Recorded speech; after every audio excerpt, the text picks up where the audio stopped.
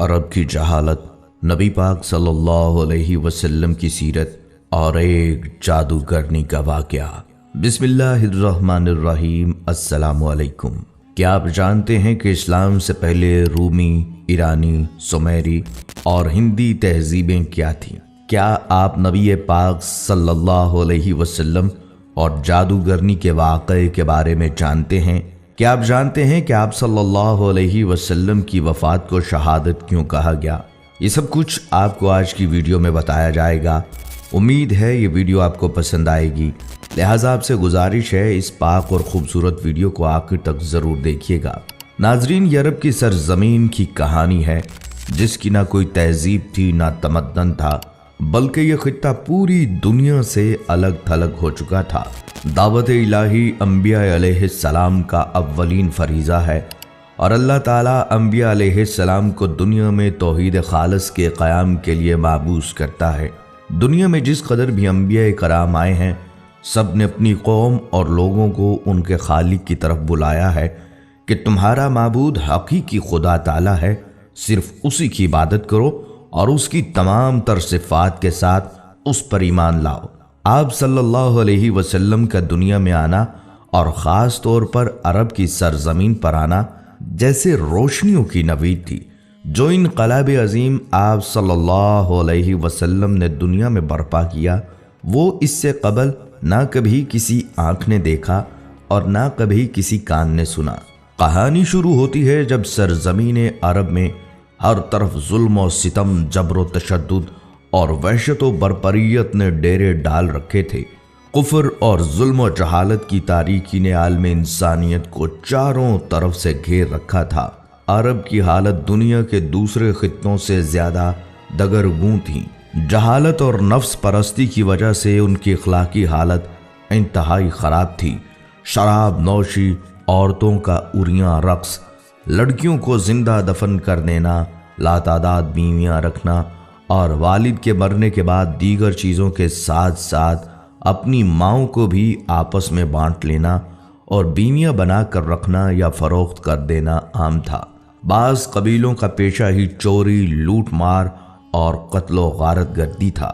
جو عورت بیوہ ہو جاتی اسے 1 سال کی عدت گزارنا پڑتی اور اسے نہایت منحوس سمجھا جاتا۔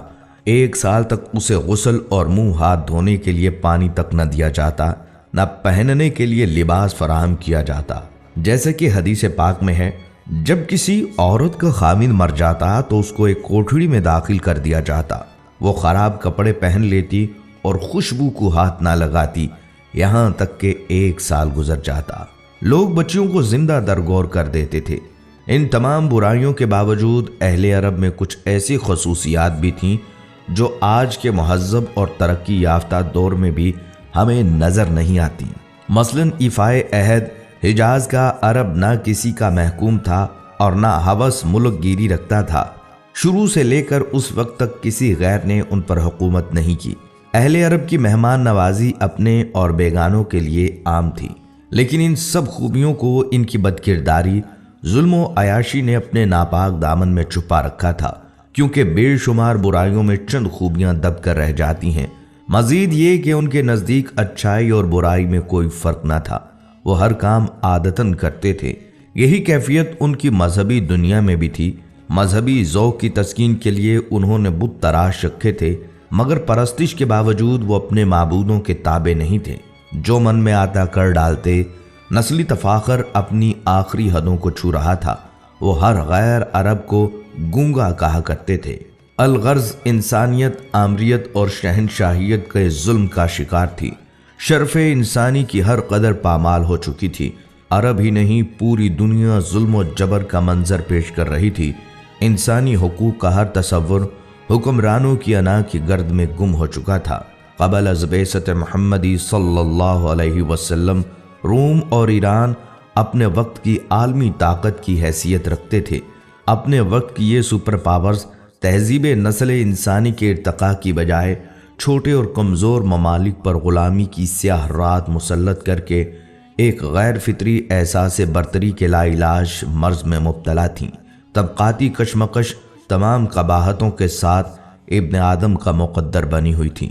समाजी बुराइयों का चुंगल ज़हन इंसानी तक मोहित हो चुका था।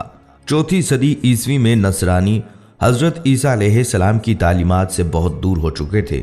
यूनानी खराफात से लेकर रोमी बुत परस्ती तक हर बुराई को ईसाई दुनिया ने अपने गले से लगा रखा था। ईसाई मजहब चंद बेजान अकायद और बेकैफ मरासम तक महदूद होकर रह गया था। रोम की मशरकी रियासत में इज्तमाई बदनज़मी अपनी इंतहा को पहुंच चुकी थी।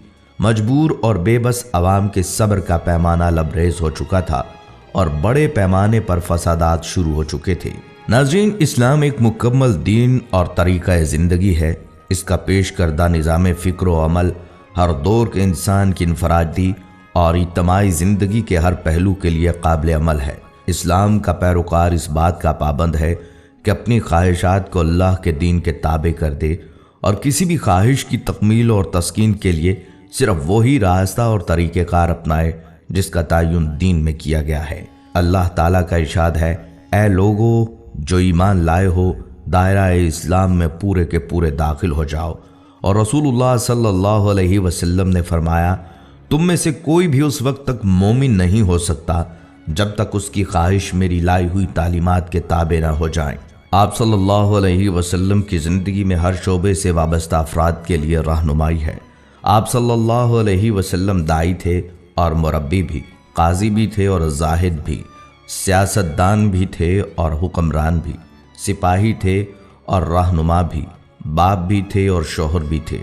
लिहाजा अगर आप दाई हैं तो सीरत नबी सल्लल्लाहु अलैहि वसल्लम के मुतालिया से दावत के कई उसलूब मिलेंगे। मालूम होगा कि कलमा तौहीद की सरबुलंदी की खातिर तकलीफ और आजमाइश के मौके पर एक दाई का सही किरदार क्या होना चाहिए। अगर आप ख़ानदान, कबीले या फ़ौज की क़यादत कर रहे हैं या ज़माम हुकूमत संभाले हुए हैं तो मुतालिया सीरत से एक मजबूत निज़ाम और मुस्तहकम असलूब मिलेगा। रसूलुल्लाह सल्लल्लाहु अलैहि वसल्लम ने अपनी उम्र के 15वें साल में ही अमन के एक मुआहदे में शिरकत की। अमीर, गरीब, सरदार और ग़ुलाम के लिए एक ही कानून वज़ा किया।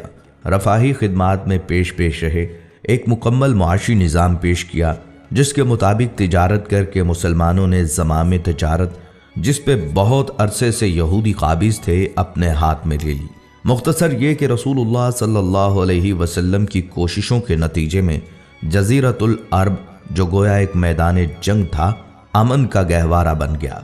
जहां भाई भाई का दुश्मन था वहां पूरा मुआशरा बाहम शिरो शुक्र हो गया। मुआशरे में ये तब्दीलियां कैसे आई, ये जानने के लिए भी मुतालिया सीरत इंतहाई ज़रूरत है। आप सल्लल्लाहु अलैहि वसल्लम की उम्र मुबारक के 20वें साल का एक वाक़या है।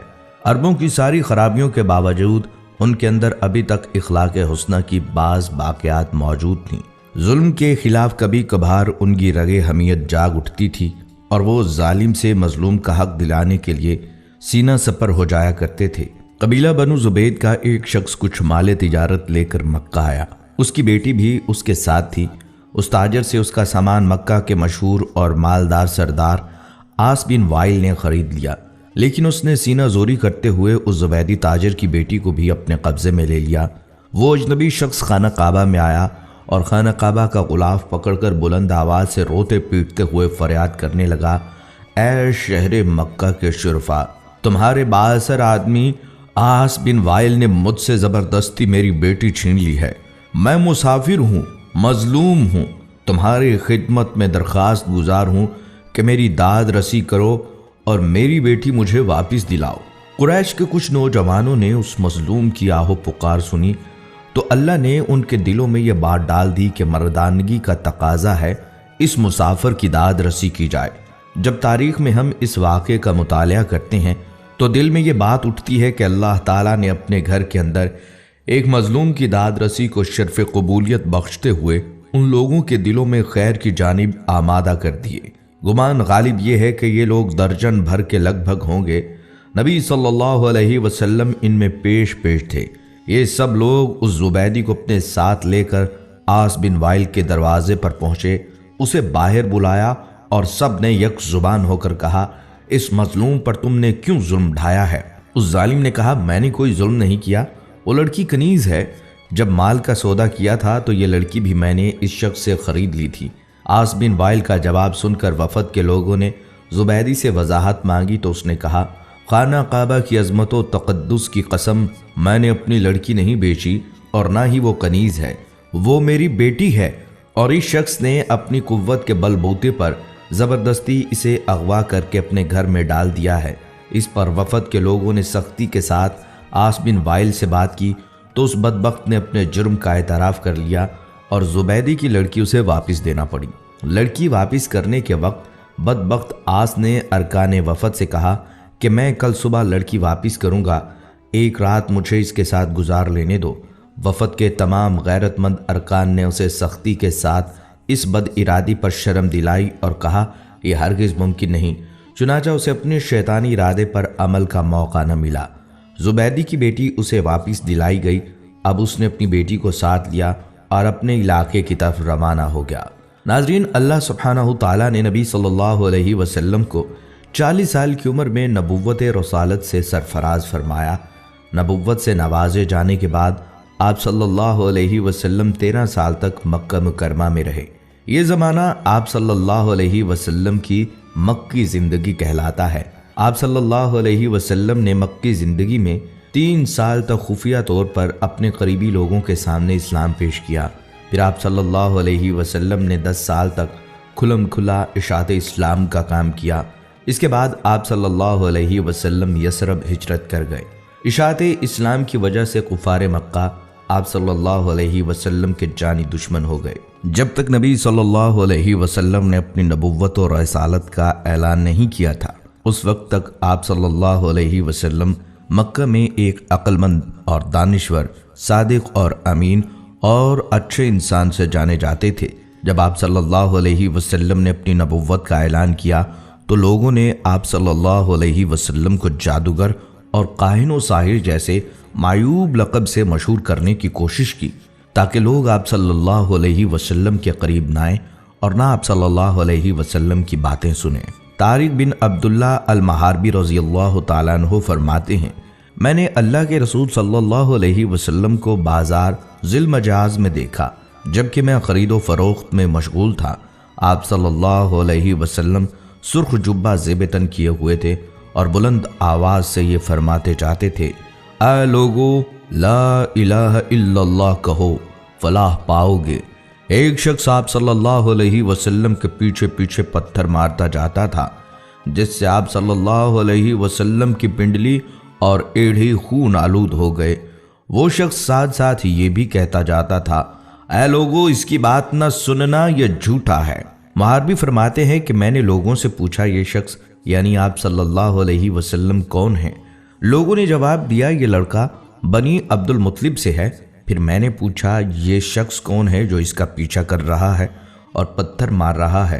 لوگوں نے جواب دیا یہ آپ صلی اللہ علیہ وسلم کا چچا عبدالعزیٰ یعنی ابو لہب ہے۔ بازار ذی المجاز میں آپ صلی اللہ علیہ وسلم پر ابو جہل کا مٹی پھینکنا۔ بنو مالک بن کنانہ کے ایک شیخ کہتے ہیں کہ میں اللہ کے رسول صلی اللہ علیہ وسلم کو بازار ذی المجاز میں دیکھا کہ یہ فرماتے تھے، اے لوگو لا الہ الا اللہ کہو فلاح پاؤ گے۔ راوی فرماتے ہیں کہ ابو جہل آپ صلی اللہ علیہ وسلم پر مٹی پھینکتا تھا اور یہ کہتا تھا، اے لوگو خیال رکھنا یہ شخص تم کو تمہارے دین کے حوالے سے دھوکہ نہ دے دے، کیونکہ اس کا ارادہ ہے کہ تم لات و عزا کو چھوڑ دو، جبکہ رسول اللہ صلی اللہ علیہ وسلم اس کی طرف ذرہ برابر بھی التفات نہیں فرماتے تھے۔ ایک دفعہ نبی کریم صلی اللہ علیہ وسلم کعبہ شریف کے پاس نماز ادا کر رہے تھے۔ ابو جہل اور اس کے ساتھی وہاں بیٹھے تھے۔ ان میں سے بعض نے بعض سے کہا، تم میں سے کون ہے جو فلاں قبیلے کی اونٹنی کی اوجڑی لائے اور محمد صلی اللہ علیہ وسلم سجدے میں جائیں تو اسے ان کی پشت پر رکھ دے۔ عقبہ بن ابی معیط جو نہایت بدبخت، شقی القلب اور ملعون تھا، وہ وہاں سے اٹھا اور اوجڑی لے کر آیا۔ پھر وہ آپ صلی اللہ علیہ وسلم کے سجدے کا انتظار کرنے لگا۔ جب آپ صلی اللہ علیہ وسلم نے سجدہ کے لیے اپنے چہرہ مبارک کو زمین بوس کیا تو اس نالائق نے اس اوجڑی کو آپ صلی اللہ علیہ وسلم کی پیٹھ پر کندھوں کے درمیان رکھ دیا۔ آپ صلی اللہ علیہ وسلم اس کے بوجھ کی وجہ سے اٹھ نہیں پا رہے تھے، سجدے کی ہی حالت میں پریشان تھے۔ دوسری طرف ابو جہل اور اس کے بے غیرت ساتھی سب کے سب ہنسنے اور ٹھاٹھے مارنے میں مصروف تھے۔ حضرت عبداللہ بن مسعود رضی اللہ تعالیٰ عنہ یہ سب کچھ دیکھ رہے تھے، مگر اپنی کمزوری اور ظالموں کے خوف سے رسول خدا صلی اللہ علیہ وسلم کا دفاع کرنے سے عاجز تھے۔ پھر آپ صلی اللہ علیہ وسلم کی لخت جگر حضرت فاطمہ رضی اللہ تعالیٰ عنہ آئیں اور اوجڑی کو آپ صلی اللہ علیہ وسلم کی پشت مبارک سے ہٹایا۔ حضرت عروہ بن زبیر رحمۃ اللہ علیہ نے عبداللہ بن عمر بن عاص رضی اللہ تعالیٰ عنہ سے پوچھا، مجھے اس سخت تکلیف سے باخبر کیجئے جس سے مشرکین نے آپ صلی اللہ علیہ وسلم کو دوچار کیا۔ انہوں نے فرمایا، ایک بار نبی صلی اللہ علیہ وسلم حتیم میں نماز ادا کر رہے تھے، اچانک عقبہ بن ابی معیط آیا اور آپ صلی اللہ علیہ وسلم کی گردن میں اپنا کپڑا ڈال دیا۔ پھر اس نے سخت طریقے سے آپ صلی اللہ علیہ وسلم کا گلا گھونٹا۔ پھر ابو بکر رضی اللہ تعالیٰ عنہ آئے اور انہوں نے عقبہ کا موڈھا پکڑا اور اس کو نبی صلی اللہ علیہ وسلم سے ہٹایا اور فرمایا، کیا تم مار ڈالو گے اس شخص کو اس وجہ سے کہ وہ کہتا ہے کہ میرا رب اللہ ہے؟ اپنی زندگی میں رسول اللہ صلی اللہ علیہ وسلم اور ان کے ساتھیوں کو ان کے عقائد کی وجہ سے ستایا گیا، ان کا بائیکاٹ کیا گیا، یہاں تک کہ آپ پر براہ راست حملے بھی کیے گئے۔ ان چیلنجز کے باوجود رسول اللہ صلی اللہ علیہ وسلم امن اور سماجی انصاف کا پیغام پھیلانے کے عزم سے کبھی پیچھے نہیں ہٹے۔ انہوں نے اپنی اہلیہ اور قریبی ساتھیوں کی وفات سمیت کئی غم اٹھائے، یہاں تک کہ اپنے پیروکاروں کے ساتھ مل کر مساوات، انصاف اور بھائی چارے کے اصولوں پر مبنی ایک نیا معاشرہ قائم کرنے میں کامیاب ہو گئے۔ ناظرین، ایک یہودی جس کا نام لبید بن عاصم یہودی تھا، اس نے حضور اقدس صلی اللہ علیہ وسلم پر جادو کر دیا۔ بعض روایات میں آتا ہے لبید بن عاصم یہودی جس نے نبی صلی اللہ علیہ وسلم پر جادو کیا تھا، اس نے اپنی لڑکیوں کو جادو سکھایا تھا اور ان لڑکیوں نے تانت کے دھاگے کو لے کر اس میں گرہیں باندھی تھیں اور اس تانت کے دھاگے کو کنگھے کے اندر لگا دیا تھا۔ اس جادو کی وجہ سے نبی صلی اللہ علیہ وسلم کی طبیعت کچھ ناساز ہو گئی، اور ناساز اس طرح ہوئی کہ بعض اوقات وحی کے علاوہ دیگر امور میں آپ صلی اللہ علیہ وسلم ایک کام کر لیتے مگر خیال ہوتا تھا کہ نہیں کیا۔ ایک دن آپ صلی اللہ علیہ وسلم نے حضرت عائشہ صدیقہ رضی اللہ تعالیٰ عنہما سے فرمایا کہ مجھے جو تکلیف چل رہی ہے اس کے بارے میں اللہ تبارک و تعالیٰ نے مجھے خواب میں اس کا اصل سبب بتا دیا ہے۔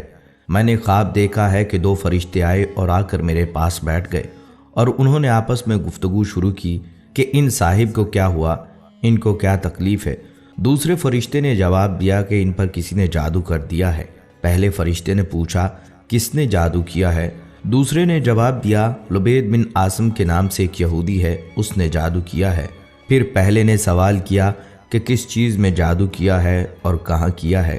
دوسرے فرشتے نے جواب دیا کنگھے کے ذریعے جادو کیا ہے اور کنگھے کے اندر جو بال آ جاتے ہیں کنگھا کرتے وقت ان بالوں کو بھی استعمال کیا ہے۔ پوچھا کہ کہاں ہے؟ جواب دیا وہ ایک کنواں ہے، وہاں پر اس نے جادو کے کلمات پڑھ پڑھ کر وہاں دفن کیے ہیں۔ یہ ساری تفصیل نبی صلی اللہ علیہ وسلم کو فرشتوں کے ذریعے بتا دی گئی۔ حضرت عائشہ رضی اللہ تعالیٰ عنہا سے آپ صلی اللہ علیہ وسلم نے فرمایا کہ اللہ تعالیٰ نے میری اس تکلیف کے بارے میں مجھے ساری تفصیلات بتا دی ہیں۔